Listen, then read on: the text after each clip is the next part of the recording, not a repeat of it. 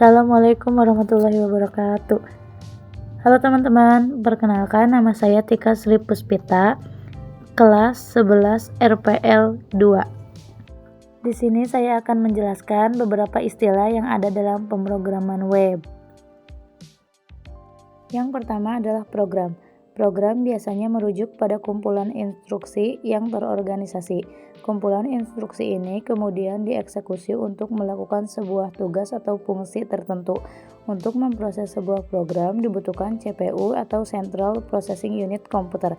Contoh dari sebuah program adalah Microsoft Word yang pastinya sudah tidak asing lagi di keseharian kita. Contoh lain dari program adalah browser yang biasa kamu gunakan untuk mengakses internet. Yang kedua adalah algoritma. Algoritma pemrograman berarti langkah-langkah atau instruksi atau urutan untuk menyelesaikan suatu masalah pemrograman komputer.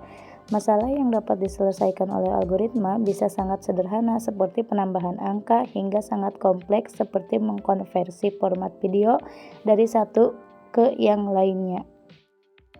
Yang ketiga adalah CSS. Cascading Style Sheet atau CSS merupakan bahasa desain yang bisa dipahami sistem. Dengan kode-kode CSS, kamu bisa menentukan desain yang diinginkan, mulai dari warna, font, animasi, dan lain-lain.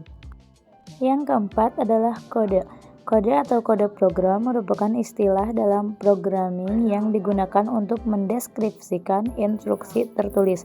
Kode-kode ini ditulis dengan bahasa pemrograman tertentu, seperti Java, C, atau Python. Seorang programmer wajib menguasai kode atau bahasa pemrograman untuk bisa melakukan tugas-tugasnya dengan baik. Yang kelima adalah HTML. Hypertext Markup Language adalah istilah dalam programming berikutnya yang wajib kamu pahami. Banyak sekali aspek pemrograman yang melibatkan HTML. HTML digunakan untuk mendeskripsikan struktur halaman web. Dengan teks ini, komputer atau sistem bisa memahami komponen-komponen yang ada di situ. Yang keenam adalah database.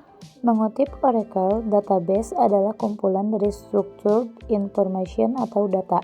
Kumpulan data ini disimpan secara elektronik dalam sebuah sistem komputer.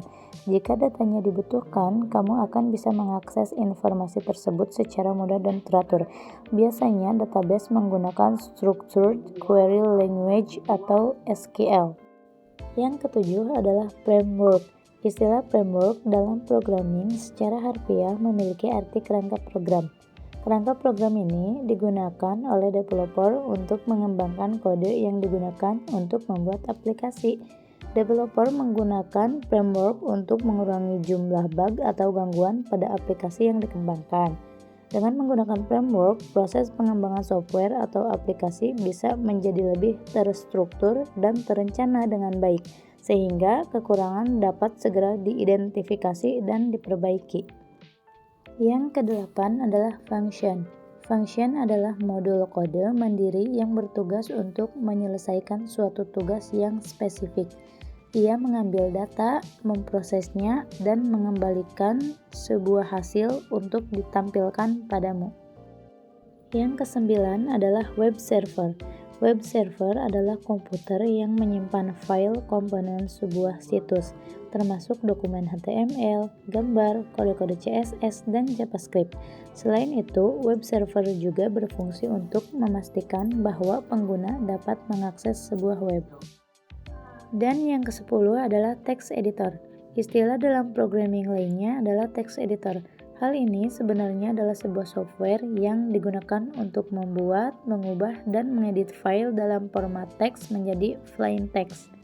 Ada banyak nama software yang merupakan text editor, seperti Notepad++, Visual Code Studio, Atom, dan masih banyak lagi. Mungkin itu saja yang dapat saya jelaskan tentang istilah pemrograman web. Sekian, terima kasih. Wassalamualaikum warahmatullahi wabarakatuh.